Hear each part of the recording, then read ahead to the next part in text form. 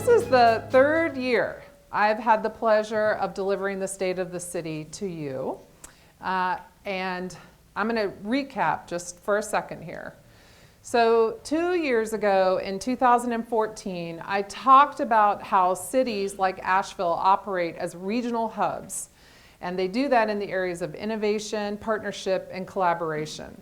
And I talked about how the city has worked hard to harness the goals of the people through our grassroots outreach approach. Try to say that. Grassroots outreach approach, combining innovation and expertise of the community and the city staff to craft the future of our city. It's clear today that Asheville is supporting a regional economy. And we continue to fine-tune the process of using community engagement to guide our path forward as we balance the pressure of supporting a regional economy while remaining true to our identity. Last year in 2015, we looked at Council's strategic plan, and we talked about economic growth and sustainability, affordability and economic mobility, and maintaining a high quality of life. And during that presentation, we heard from folks what they thought Asheville needs. And many of those responses had to do with equity, diversity, and opportunity. This year, the City Council has again retooled our strategic plan into a strategic vision. And the result is a greater emphasis on the areas I just mentioned: equity, diversity, and opportunity. The Council thought more about what we want to look like 20 years from now. That vision is captured in the city's vision statement, a statement that the Council believes reflects the values of our community. We as a city value our people. We are a place for everyone from all walks of life. Our community shares a goal of cultural diversity and social and economic equity. This vision places a priority on using a lens of equity in making decisions, setting goals, and reviewing choices. So how do we do this? First, when we talk about equity, what do we mean? What is equity? Equity is different than equality. Here's a visual that gives you an idea. Equality is when everybody gets the same box, and equity is when the box meets you where you are. We also asked some folks around Asheville what they thought equity means to them. So let's hear what they said.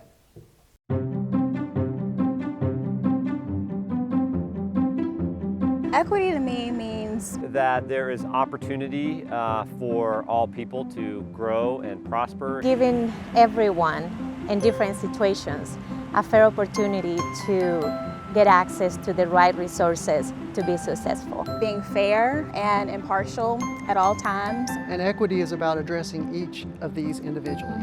To move to a more equitable Asheville, we have to look at what causes inequity. Inequity is driven by an imbalance between power and justice. And we have to focus on the policies and laws that create those imbalances.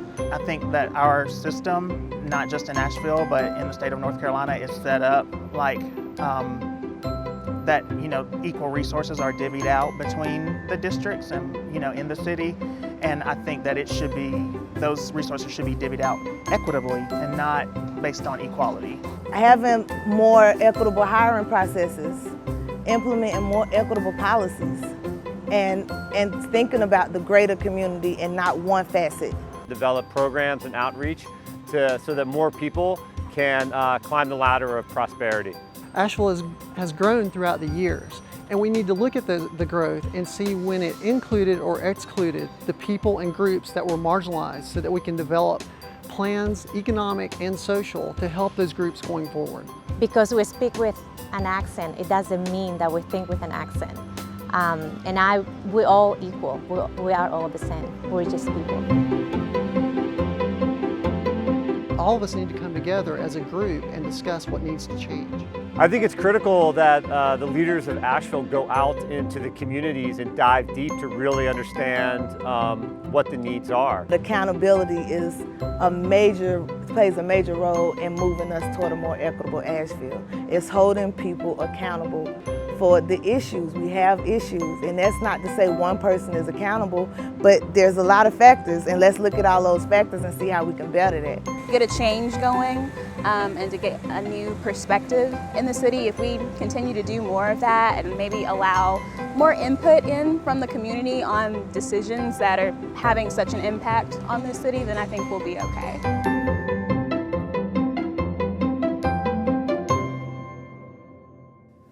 So that was your next city council you just met. That's right. I want to introduce the video participants to you. Alex Mitchner is here. She works with the Asheville Convention and Visitors Bureau. She's right there. And she's a Kayla alum, and we're going to talk more about Kayla. Mike Sewell, the director of Asheville on Bikes, couldn't be here, but he is. He made it. All right, okay. Zuri Anuel is here with the Latino. She's the Latino program director for the Western Women's Business Center. And Allison Scott is here as well. An advocate and Asheville native, and she serves on the Citizens Police Advisory Committee. And Dewana Little is here. That's right. And Dewana is a member of the Residents Council and co-founder of Positive Changes. And the one person who couldn't be with us today is Mark Ackerman, and he was the school counselor in the video with Claxton Elementary. He's at school, so. All right, so you get the theme for today. The theme is equity, and that's because this council has made it their strategic focus to focus on the issue of equity. So what can a city do on the equity front? Can the city pass a minimum wage, rent control, mandatory health insurance for every person, eliminate mandatory sentencing, pass a non-discrimination ordinance that protects transgender persons in our city? No. Under the North Carolina Constitution and state laws, cities can't do that in North Carolina. But what we can do is focus on our service delivery, our policies, and our community engagement and planning effort. And we can do all that with an attention to equity. In fact, Dewana Little nailed it in the video when she stated that we need to have more equitable hiring processes, more equitable policies, and think about equity and the greater community. All right, so I'm going to talk to you about those three areas that the city participates in your lives and how we can do that with a lens of equity. First, in the area of service delivery, the city is going to take a hard look at our current practices to identify gaps, disparities, and/or inequities in the delivery of city services.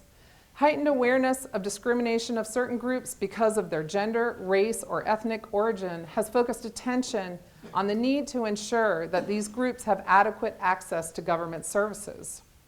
For example, while most of Asheville's single-family residents enjoy participating in the city's highly successful recycling program, up until 2015, recycling wasn't offered to the residents of our public housing neighborhoods. This is unacceptable.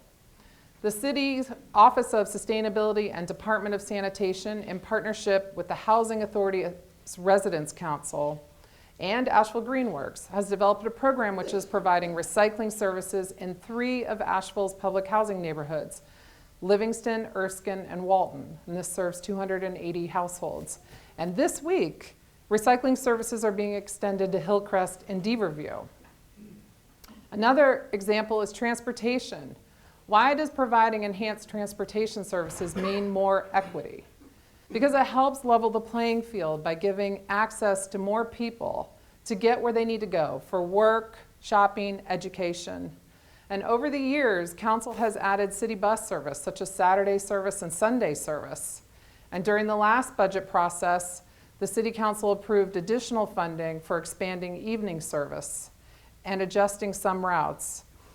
The city now has Asheville in Motion, And this is a plan that ties together all city transportation plans, whether they're pedestrian, greenway, transit, into a cohesive mobility strategy. And I want to take this opportunity to show you a little bit about this new initiative. The City of Asheville recognized that our streets were designed with cars in mind, but weren't as easy to travel without a car, whether on foot, on bike, or by bus. So in August of 2014, we began to change that. The goal was to have a plan that made sure sidewalks, bike lanes, greenways, and bus routes were available where people needed them and took them to where they wanted to go.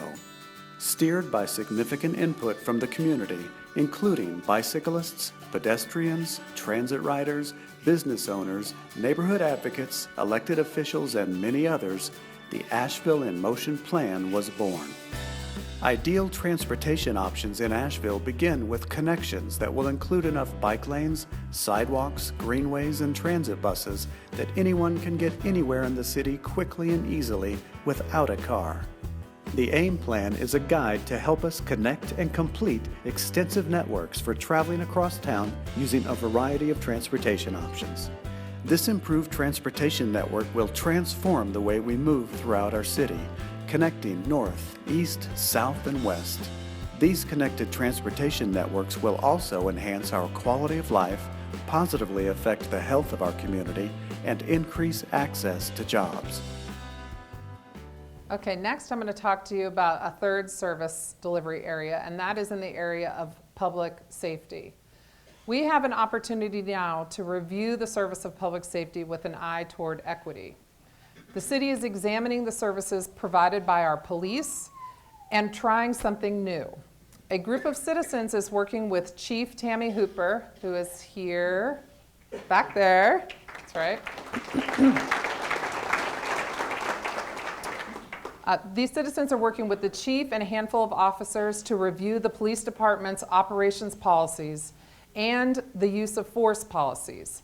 And this group will be working toward a set of recommendations over the next few months. This is a fairly innovative approach to this issue. This is a national topic right now, and different communities are struggling with how to tackle it. And so Asheville's trying something relatively new in this arena. In order to deliver services in an equitable manner, it's important to have a city staff that's representative of our community and is supported by our leadership. Diversity remains a core value, and that is reflected in our hiring practices, but we can do better. The Asheville Fire Department, for example, led by Chief Burnett, who I believe is also here. He's waving back there.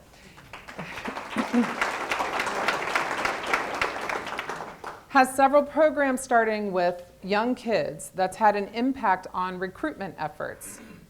Programs like the Fire Escape Summer Camp and Asheville Fire Explorer Post 77 help encourage kids to be excited about being a firefighter one day. And diversity within the applicant pool for firefighters in Asheville has increased steadily over the years. And this last year we saw a minority application percentage at 21% of all applications received, which compares to 8% back in 2010. Another effort to improve equity in hiring includes Ban the Box. This is where the question about a criminal history is eliminated from the first round of the application process. All new hires do eventually go through a background check, but this change allows those with a criminal record to make it through the first level of the application process and to be reviewed for their qualifications without bias of a criminal record hanging over them. Another new initiative this year the city is implementing is establishing an Office of Equity and Diversity, and we're hiring a program manager to oversee it. Along with that, the city is conducting a disparity study to examine how we're doing on issues like service delivery, hiring, and contracting. For example, we're asking the question, who is the city contracting with? Are we contracting with minority and women-owned businesses? Where do we need to do better? Okay, so the first section was about service delivery and how we're looking at service delivery with the lens of equity. The next part of a city's function is to establish policies. In the video, we heard from Allison Scott. She said we should develop plans, both economic and social, that help marginalized groups going forward. Under the city's strategic vision, the council identified a number of policy focus areas, and we got even more detailed identifying priorities to address this. I'm going to highlight those again with a lens of equity. First, affordable housing. Affordable housing is an equity issue because it's a basic need that everyone has, and we have an equity imbalance in Asheville when it comes to housing. As many of you know, the city has a policy supporting more affordable housing. In the last several years, the city has grown the Housing Trust Fund and made grants to affordable housing projects. This is a picture of one example. This is Givens Gerber Park. It's a project that was funded in part using the Housing Trust Fund, and it will be completed this month, bringing 120 units online. This year, the council has also approved 2 other projects using housing trust funds and our land use incentive grant program. They're called Simpson Street and Smith Mill Place, and they total 142 units, which will come online next summer. But all told, in the last 5 years, the city has managed to help leverage 732 affordable units created through the Housing Trust Fund, fee rebates, conditional zoning, land use incentive grants, and home funds. And you're going to hear more about affordable housing at the end. We're also embarking on our first opportunity to leverage city-owned land into affordable housing. This is the first time we've tried this year. The first property is the Parks Maintenance Facility on Hilliard Avenue. And we put an RFP out, making it available for development for affordable housing.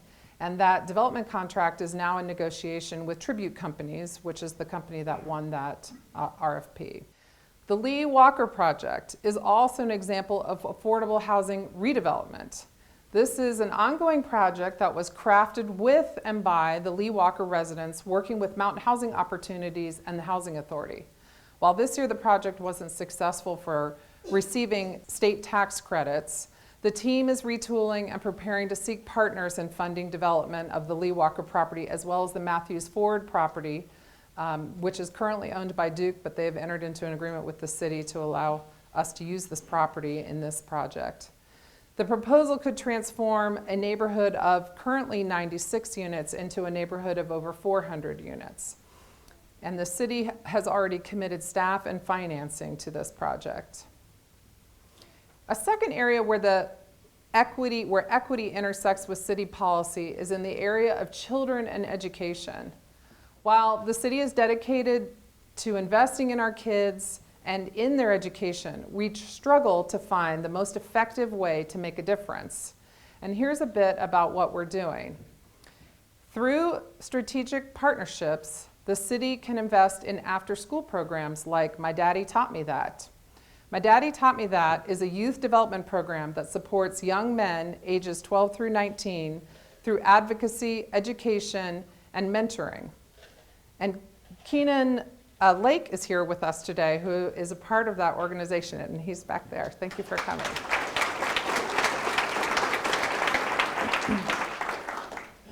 The city also has a partnership with the Asheville City Schools Foundation specifically to support In Real Life, which is an after-school program at Asheville Middle School. In Real Life this year has enrolled 176 kids, and it's completely full in all of its after-school programs, and in fact has waiting lists. Another program that we're incredibly proud of is the CALA program, the City of Asheville Youth Leadership Academy. It's a program funded by the city which is committed to providing students with internships, leadership development, and college prep, including year-long academic support. Since its inception in 2007, it has been recognized on a national and state level. 100% of the CALA participants have been accepted to college, and 82% of the CALA alumni are on track to graduate or already have from college.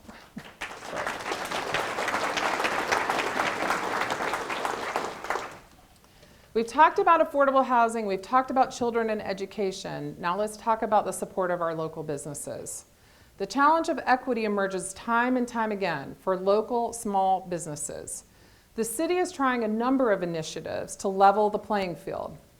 The city hosts Government Business Connect, which is an event open to all businesses to learn about contracting with the city.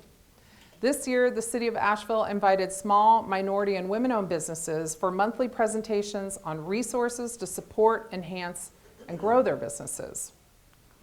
And to help Asheville restaurateurs navigate the ins and outs of needed permits and inspections, mostly state mandated, just by the way, the City of Asheville's Development Services Department recently created the Restaurant Startup Guide. This year, the council for the first time approved a $250,000 community capital fund. This is meant to provide support for small minority-owned businesses that would not otherwise qualify for bank loans. All right, next, let's talk about health and equity. This is another challenge and opportunity for Asheville. Reinvest Fund and the Robert Wood Johnson Foundation have selected Asheville to take part in the new Invest Health initiative. The initiative is aimed at transforming how city leaders work together to help low-income communities thrive, with specific attention to community features that drive health success, such as access to safe and affordable housing, places to play and exercise, and quality jobs. Finally, I want to highlight a few other things for you, and this is not meant to be a complete list, but there are other policy areas that are not under the direct control of the city, but the City Council has worked to take a position on these issues to ensure some level of equity. These include, for example, the I-26 planning process. Of course, the Department of Transportation controls the I-26 project, but the city has worked with the DOT, and the DOT has worked with the city to try to mitigate the impacts of the project on city neighborhoods while still moving it forward. Another area is the siting of electric substations throughout the city. Again, Duke Energy directly controls the siting of substations, but has worked with the city to lessen impacts to our neighborhoods. This is an ongoing process. And HB 2. This harmful legislation passed by the state bars cities from doing everything from protecting its citizens through anti-discrimination ordinances to passing a minimum wage. While Asheville can't avoid the legislation, we've done our best to express our outrage and opposition to the bill.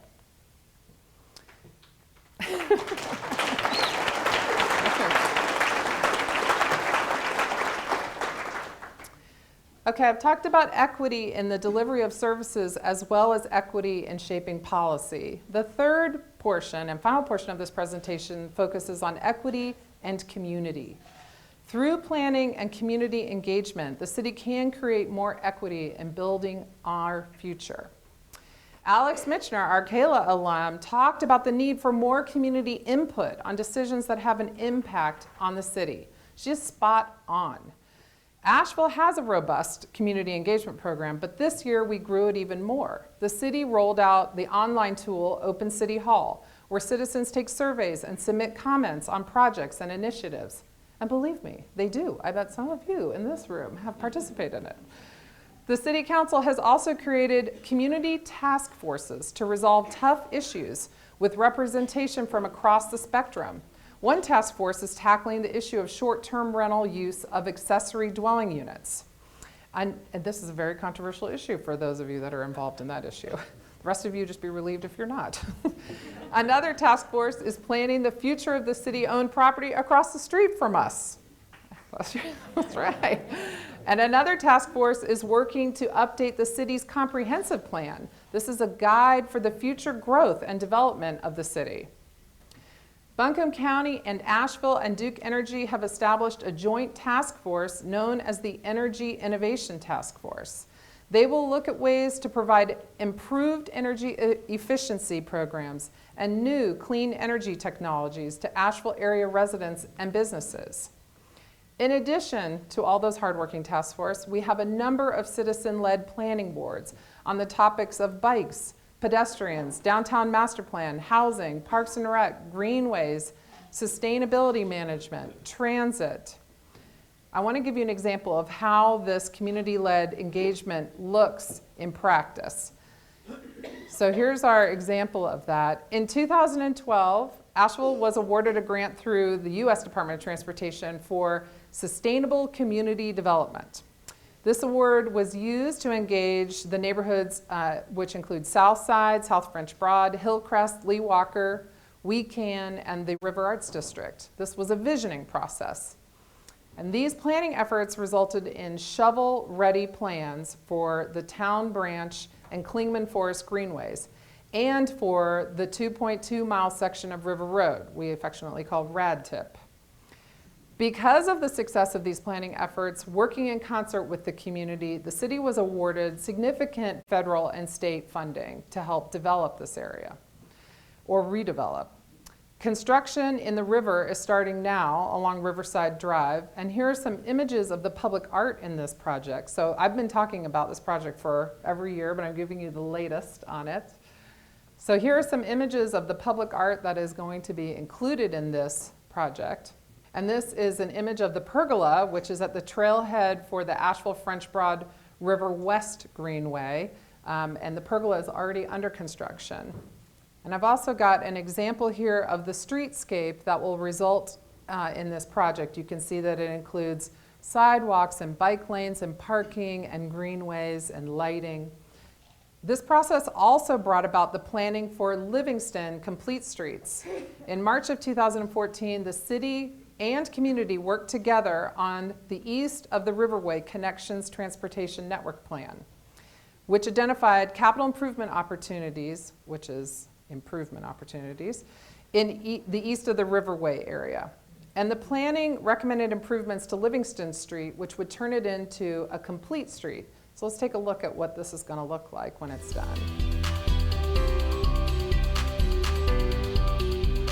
The construction to this project should begin in 2017, and it's going to include 2 roundabouts at the intersection of Depot and Livingston and South French Broad and Livingston.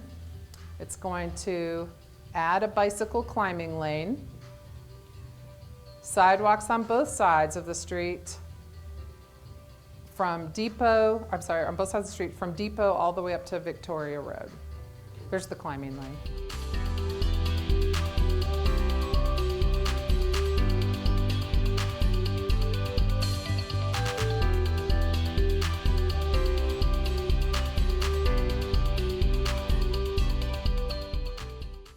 Okay, these were just a couple of examples of the community-based planning efforts used by the city to capture the desires and needs of our residents.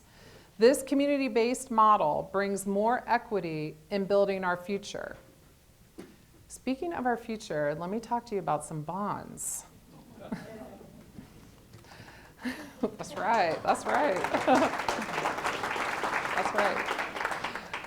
The bond program will accelerate the work the community and city has already completed throughout the city. This will enhance the capital improvement program that's already in place. As you can see from the map, this is a map that shows you the planned projects in the bonds. It'll include transportation, housing, affordable housing, and parks and recreation. But as you can see from the map, they're dispersed throughout the city. And this map is very difficult to look at here, but it is available online, and you each probably should have flyers at your tables that give you a place to go to look for more details about the bonds. But we have a short video to conclude this presentation that will give you a nice overview of what's included in the bond package. So let's take a look at that.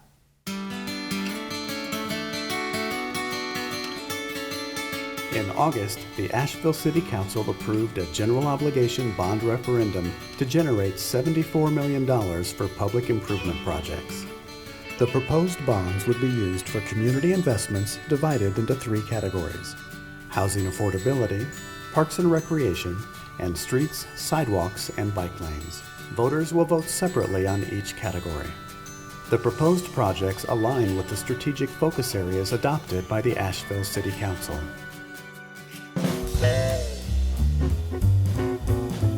A bond is a form of debt, similar to a loan. Issuing general obligation bonds is one of the safest, common ways for cities to invest in community infrastructure. And because Asheville has an excellent credit rating, the city is in a good position to issue debt and benefit from low interest on bond issues.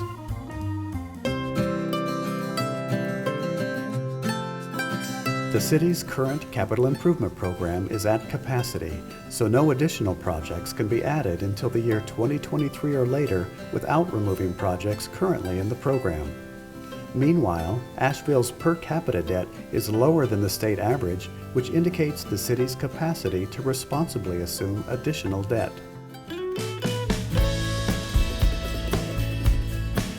Based on the city's projected debt capacity, issuing $74 million in general obligation bonds could require a 4.15-cent increase in property taxes for every $100 in valuation.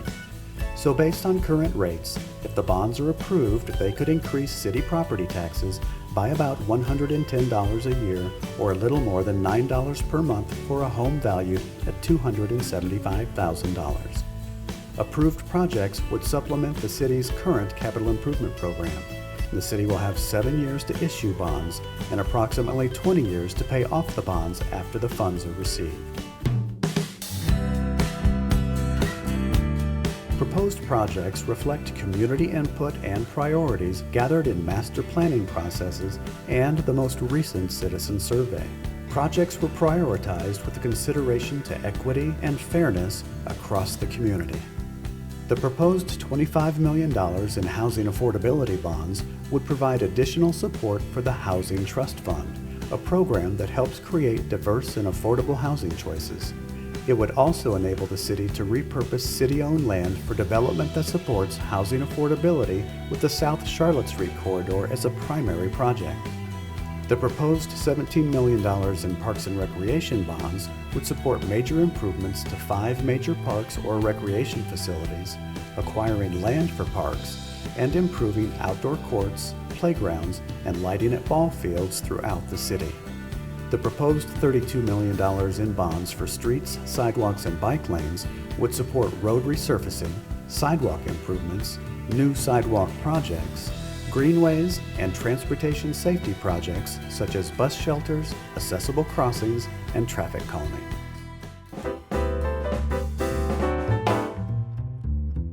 Do I have to vote the same way for all three? No, you can vote yes for some and no for others. Is there any way to vote for or against all three at once? No, you must vote on each question separately. These are the 3 general obligation bond referendum categories to be voted on by the citizens of Asheville in the general election on November 8th. For more information, visit ashevillennc.gov/2016 bond referendum.